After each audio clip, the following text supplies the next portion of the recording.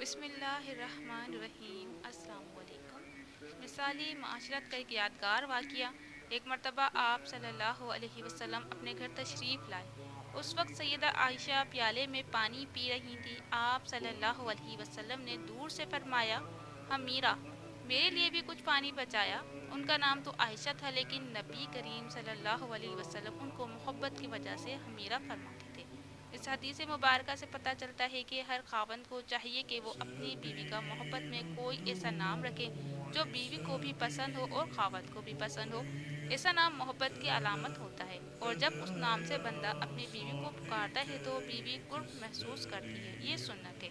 نبی کریم صلی اللہ علیہ وسلم نے جب فرمایا کہ حمیرہ، میرے لیے بھی کچھ پانی بچا دینا، تو سیدہ عائشہ صدیقہ نے کچھ پانی پیا اور کچھ پانی بچا لیا۔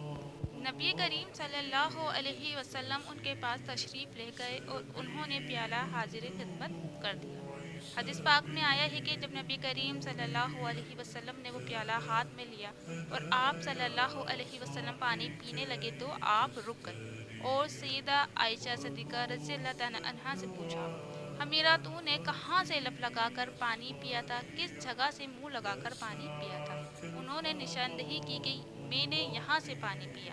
حدیث پاک میں آیا ہے کہ نبی کریم صلی اللہ علیہ وسلم نے پیالے کے رخ کو پھیرا اور اپنے مبارک لب اس جگہ پر لگا کر پانی نوش فرمایا۔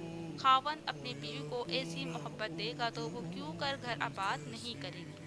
اب سوچئے کہ رحمت العالمین تو آپ صلی اللہ علیہ وآلہ وسلم کی ذات مبارکہ ہے۔